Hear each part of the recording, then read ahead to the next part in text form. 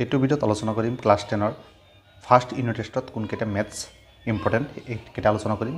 গতিকে তোমালোকে first last চাই থাকিবা আৰু যিটো পৰীক্ষা আহি আছে গতিকে তোমালোকে কোনকেইটা লেচনৰ পৰা মেথছ আহিব এইকেইটা মই তোমালোকক ধুনীয়াকৈ দেখুৱাই দিম আৰু কোনকেইটা ইম্পৰ্টেণ্ট হয় এইকেইটা দেখুৱাই দিম। ভিডিঅ'টো ৰিচিভ নকৰাকৈ চাই থাকিবা আৰু যদি ফাৰ্ষ্ট টাইম আহিছে চেনেলটো ছাবস্ক্ৰাইব লাইক কৰিবলৈ নাপাহৰিবা। চ' ফাৰ্ষ্টত হৈছে তোমালোকৰ পুনৰালোচনাৰ পৰা কুৱেশ্যন আহিব। পুনৰালোচনাৰ পৰা কি কি অহাৰ সম্ভাৱনা আছে মই তোমালোকক দেখুৱাই দিছোঁ। চোৱা, তোমালোকে ইয়াত 6 নম্বৰ কুৱেশ্যন এটা আছে যেন এনৰ বৰ্গ আৰু n+1ৰ বৰ্গৰ মাজত 2nটা স্বাভাৱিক সংখ্যা থাকে। এইটো মনত ৰাখিব, MCQ আহিব পাৰে। যেনেকৈ 11² আৰু 12² মাজত কেইটা হ'ব 2 × 11 = 22টা স্বাভাৱিক সংখ্যা আছে। এইটো কুৱেশ্যন ইয়াত দুটা কুৱেশ্যন আছে, n দি দিলে এনেকৈ দিব আৰু সংখ্যা দি দিলে এনেকৈ দিব। গতিকে তোমালোকে মনত ৰাখিব, এইটো কুৱেশ্যন বহুত ইম্পৰ্টেণ্ট। তাৰপিছত R1ৰ পৰা আমি কি ইম্পৰ্টেণ্ট পাম চোৱা, তলৰ সংখ্যাকেইটা বৰ্গ সংখ্যাৰ একক স্থান কি হ'ব পাৰে, ইয়াৰ পৰা কুৱেশ্যন আহিব পাৰে। তাৰপিছত তোমালোকে ইয়াত চোৱা 8 নম্বৰৰ পৰা তোমালোকে চাবা তলৰ কোনটো সংখ্যা অযুগ্ম সংখ্যাৰ বৰ্গ, অৰ্থাৎ8ৰ A চাবা, B চাবা, C চাবা। তাৰপিছত তোমালোকে D2 চাবা আৰু E2 চাবা। এইটো হ'ল তোমালোকৰ R1ৰ পৰা তোমালোকৰ ইম্পৰ্টেণ্ট। এতিয়া আমি R2ত গুচি যাওঁ। R2ত যেতিয়া আমি যাম, R2ত কোনকেইটা আহিব তো চোৱা, তোমালোকে 3 নম্বৰ কুৱেশ্যন যেন আছে R2ত, অৰ্থাৎ তলৰ প্ৰতিটো সংখ্যাৰ গণৰ এককৰ স্থানৰ অংক কি হ'ব, যিকোনো এটা দি দিব পাৰে।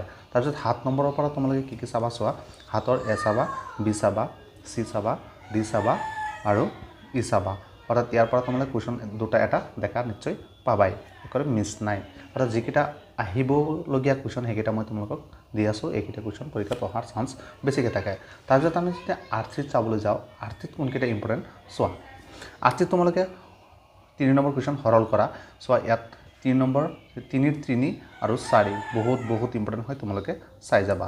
তাৰপিছত সেইফালে তোমালোকে চোৱা R3ত আৰু কি কমন আছে ইয়াত চোৱা। R3ত তোমালোকে 7 নম্বৰটো চাবা, তলৰ সংখ্যাবোৰ সাধাৰণ ৰূপত প্ৰকাশ কৰা। ইয়াৰ পৰা দুটা মেথছ আছে, এটা চাই যাবা। তাৰপিছত তোমালোকে 8 নম্বৰ বহুত ইম্পৰ্টেণ্ট হয়, এমৰ মান নিৰ্ণয় কৰা। এইটো বহুত ইম্পৰ্টেণ্ট হয়, বহুতবাৰ পৰীক্ষাত এইটো আহি থাকে। তাৰপিছত তোমালোকৰ 9 নম্বৰৰ A চাবা, B চাবা, C চাবা, D চাবা আৰু E চাবা। এইকেইটা মেথছ তোমালোকে চাবা, ইয়াৰ পৰা দেখা পাবা কুৱেশ্যন। তোমালোকে পুনৰ আলোচনাৰ পৰা কমেও তোমালোকে 7-8 মাৰ্ক নিশ্চয় দেখা পাবাই। তাৰপিছত তোমালোকে R4ৰ পৰা তোমালোকে চোৱা, R4ত কি কি চাবা চোৱা। ইয়াত 2ৰ উৎপাদক বিশ্লেষণ কৰা, 2ৰ 1 চাবা আৰু 2 চাবা, আৰু 3ৰ চোৱা 1 চাবা, 2 চাবা আৰু 4 চাবা। অৰ্থাৎ 3ৰ পৰা এটা মেথছ 100% আহিবই, কোনো মিছ নাই। তোমালোকে মই 100% কৈ দিছোঁ, ইয়াৰ পৰা মেথছ দেখা পাবাই। আৰু 4 নম্বৰত উৎপাদকত প্ৰকাশ কৰা 4ৰ 1 চাবা, 4ৰ 5 চাবা আৰু 6 চাবা। 6টো বহুত ইম্পৰ্টেণ্ট হয় তোমালোকৰ কাৰণে। তাৰপিছত আমি যেতিয়া R5ত যাওঁ, R5ত তোমালোকে কি চাবলগীয়া আছে চোৱা। R5ৰ পৰা অৰ্থাৎ জ্যামিতিৰ কেইটামান বস্তু আছে MCQ। তলত দিয়া কোনটো সৰ্বাংগ সমতাৰ নিয়ম মতে মান্য হ'ব, 2ৰ কুৱেশ্যনটো চাবা MCQ। তাৰপিছত তোমালোকে এইফালে চাবা 7 নম্বৰটো চাবা আৰু 10 নম্বৰটো চাবা, MCQ হিচাপে চাই যাবা এইকেইটা। তাৰপিছত তোমালোকে বাস্তৱ সংখ্যাত, এতিয়া আমাৰ পিছত পুনৰালোচনাৰ পিছত তোমালোকৰ লেচন আহিব বাস্তৱ সংখ্যা। বাস্তৱ সংখ্যাত কেইটামান মেথছ তোমালোকে চাই গ'লেই হ'ল। চোৱা, মই তোমালোক কৈ দিছোঁ। 2 নম্বৰ চাবা 1.1ৰ 2 নম্বৰ কুৱেশ্যন, তলৰ অকৰ্ণ সংখ্যাযোৰৰ লসাগু আৰু গসাগু উলিওৱা। সত্যাপন কৰা যে লসাগু পূৰণ গসাগু ইকুৱেল সংখ্যাযোৰৰ গুণফল। ইয়াত 3টা মেথছ আছে, চাই যাবা, ইয়াৰ পৰা আহিব পাৰে, মানে প্ৰায় কমনেই। তাৰপিছত 4 নম্বৰ MCQ, এইটো তোমালোকে দেখা পাবাই। তাৰপিছত 6 নম্বৰটো চাবা। তাৰপিছত 8 নম্বৰটো 8ৰ 1টো চাবা, 8ৰ 1 বহুত ইম্পৰ্টেণ্ট হয়, 4টো বহুত ইম্পৰ্টেণ্ট হয়, কিন্তু তোমালোকে মনত ৰাখিবা। তাৰপিছত তোমালোকে এইফালে বহুতগাল মেথছ আছে, তোমালোকে চাব নালাগে। ইয়াত তোমালোকে চাই যাবা, 9 নম্বৰটো চাবা, 10 নম্বৰটো চাবা, 9 আৰু 10টো চাবা।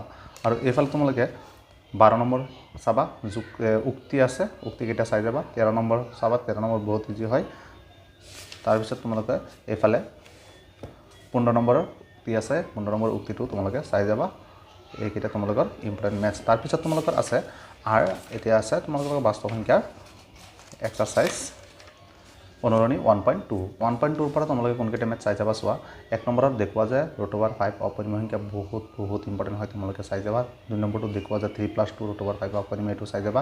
4 নম্বৰ 4 নম্বৰ এইটো MCQ হয় এইটো চাই যাবা 6 নম্বৰ উক্তি হয় এইটো চাই যাবা 7 নম্বৰটো তোমালোকে এইটো উক্তি হয় এইটো তোমালোকে চাই যাবা অৰ্থাৎ ইয়াত তোমালোকে কেইটা মেথ চাবা 1 2 4 6 7 এইকেইটা মেথ চাই যাবা এইটো 8 তোমালোকে চাই যাব নালাগে তাৰপিছত তোমালোকে লেসন 2 বহুপদত কি চাই যাবা তোমালোকক মই কৈ দি আছো সো বহুপদত তোমালোকে 2.1 পৰা কুৱেশ্যন আহে যেহেতু ইয়াত ডায়াগ্ৰাম আছে গতিকে তোমালোকে 2.2 পৰা আৰম্ভ কৰিবা 2.2 কি চাবা চোৱা 2.2 তোমালোকে ইয়াত কৈছে তলত দিগাত বহুপদবোৰৰ শূন্য উলিয়া আৰু শূন্য আৰু হৰৰ মাজৰ সম্পৰ্ক স্থাপন কৰা ইয়াৰ পৰা কুৱেশ্যন নিশ্চয় দেখা পাবা তোমালোকে ইয়াৰ পৰা তোমালোকে চাই যাবা 2 চাবা 3 চাবা 4 চাবা 7 চাবা এইকেইটা বহুত ইম্পৰ্টেণ্ট হয় 5টো তোমালোকে চাই যাবা 5টো আনকমন মেথছ হয় তাৰপিছত তোমালোকে 4 নম্বৰৰ পৰা 4 চাবা 4 নম্বৰটো MCQ হয় চাই যাবা 5 নম্বৰটো চাই যাবা 6 নম্বৰটো যুক্তি হয় এইবিলাক চাই যাবা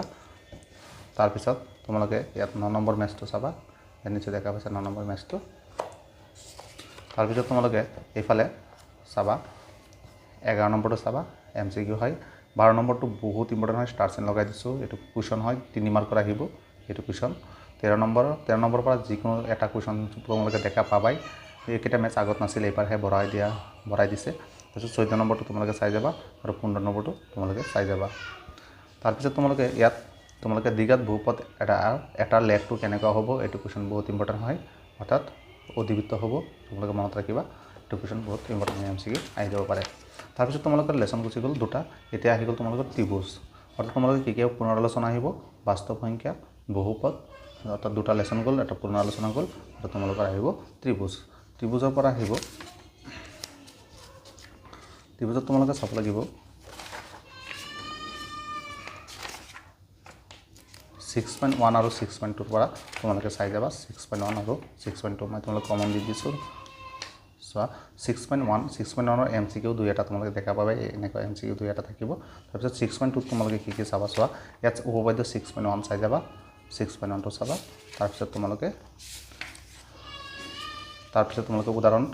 উদাহৰণ 3 টো চাবা উদাহৰণ 3 নিচে দেখা পাইছে উদাহৰণ 3 টো চাবা পেজ নম্বৰ 134 ত আছে তাৰপিছত তোমালোকে ইয়াত 15 মিনিট গৈ পেলাই তোমালোকে ইয়াত ইমান গাল চাব নালাগে ইয়াত তোমালোকে কি চাবা চোৱা মই তোমালোক কৈ দিছো চোৱা 8 নম্বৰটো চাবা 9 নম্বৰটো চাবা 10 নম্বৰটো চাবা 11 নম্বৰটো চাবা এইকেইটা চালে তোমালোকৰ ত্ৰিভুজৰ কমপ্লিট হৈ যাব ত্ৰিভুজ 6.2 লৈকে আহিব এইটো আছে তোমালোকৰ সিলেবাছৰ কমন